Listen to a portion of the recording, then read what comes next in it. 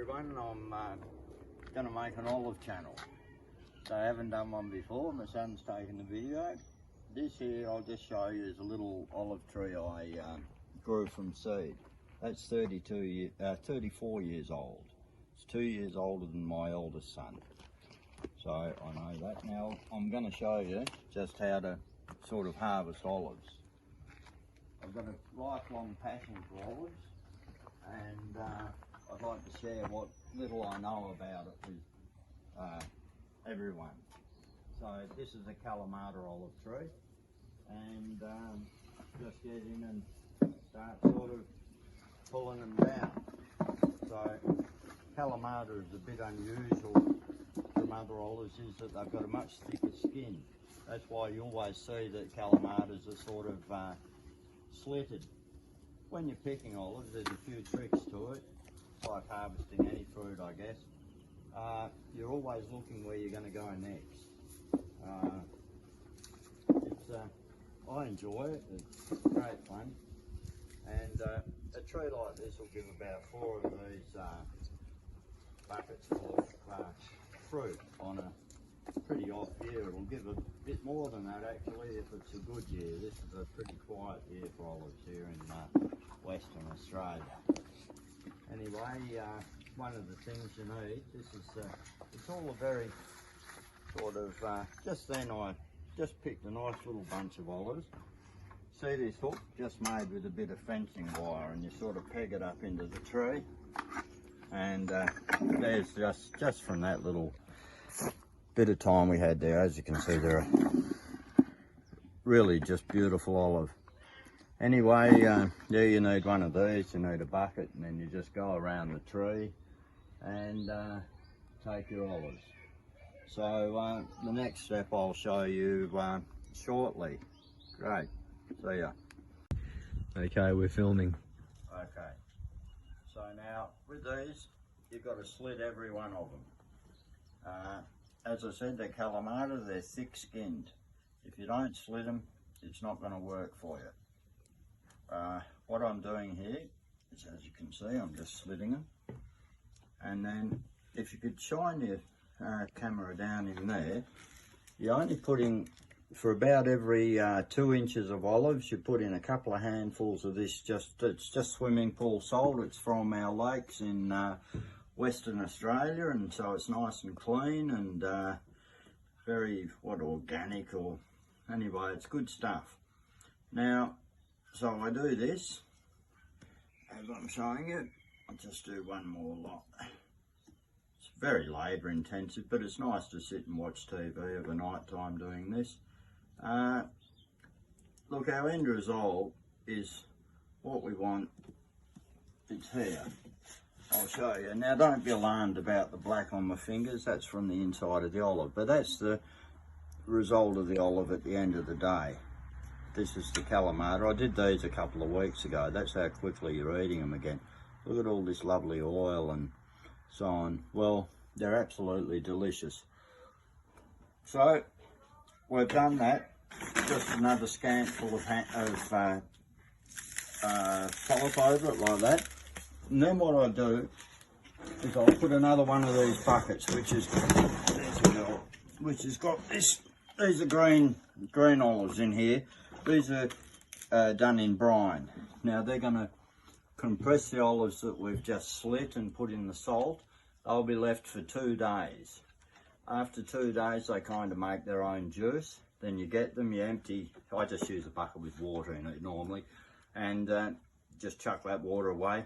Up in the bucket, your olives again. That'll upside down them and repeat the process for 2 days.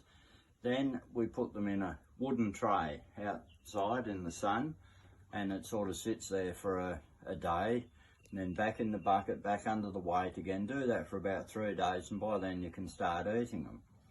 And they're absolutely delicious. The more you sort of get olives, the more you make your own olives, you sort of like the bitter taste, and the bitter taste what's in the olives, which is really good for you, I believe. There's probably some scientific reason for it, I don't know. Now, with other sorts of olives, these ones are Manzanello. you can always tell them because they've got a perfectly round seed. These are just a mix match of other varieties. I've got a small Queen of Spain's there, and some Verdales, which are kind of a Australian type olive that was developed years ago. These are the Kalamatas we're working with now. Magnificent. Anyway, I'll now show you the next bit of the process in a little while, after these have had their couple of days, and then we'll put them out in the trays and you can see what's going on there.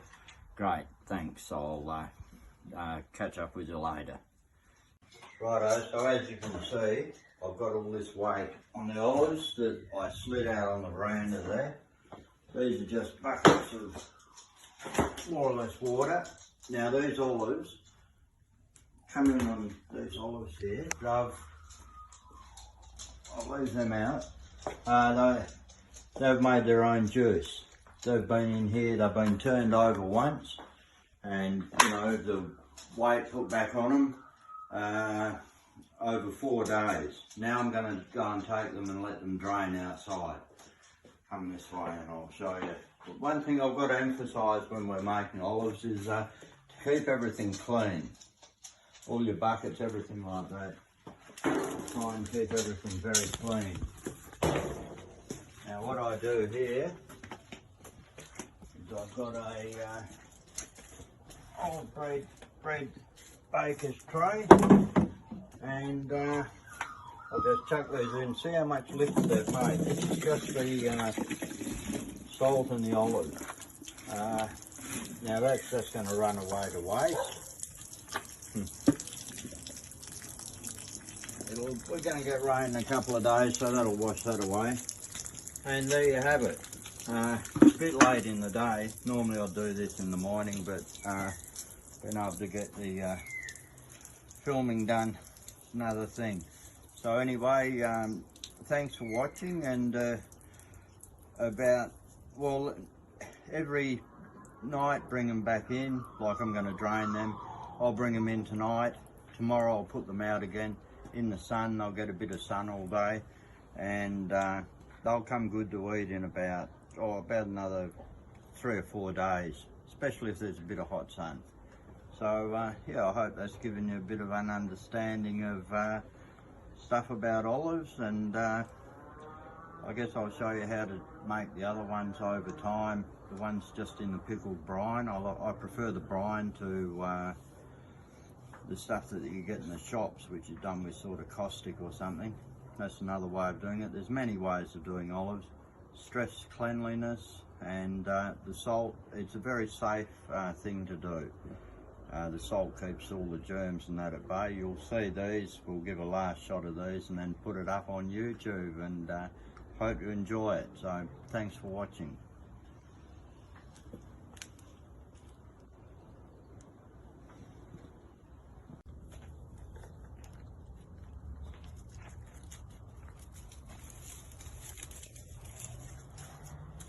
Well, hello again.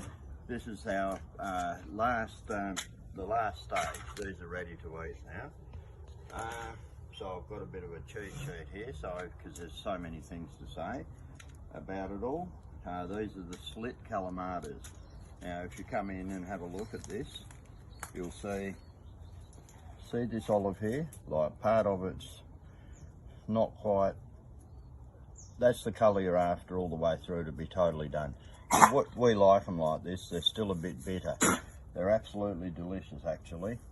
After having eaten the supermarket ones, you'll never go back to them if you can get these. Now, so they're done. When you bring them in at night time, when they've been put out in a tray like this, continue to press them. Not with any liquid or anything, because I've got rid of most of their liquid. If you don't like a lot of salt, you can take the salt that's on them off at the moment. There's still a fair bit of salt on there. Ones that are a bit green when you pick them, they'll eventually turn black. If these are too strong for you, because as I said, they've got the bitter taste, you can just do it for another few days and they'll come really sweet and excellent. When you want to, you can store these in your freezer That's a good way of doing it. That also takes out a bit of bitterness out of your olives, putting it in the freezer.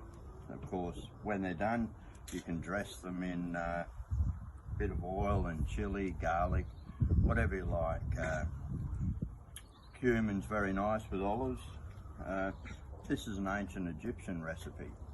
They put them in bags though and use the bags. They just squeeze the bags for the same sort of process. I really hope this has been helpful to people. That's my intention of it. This is about 8 days from when you first saw us pick them to now. Now they're edible and they are delicious. Okay, well, we've bought ourselves an old olive pressing machine, and so that'll be our next little movie. We'll show you how to go about pressing them. Hopefully it all works. It's coming up from down south. So in this COVID-19 times, I hope you all stay safe, and good luck to everyone. So thanks, and see you next time.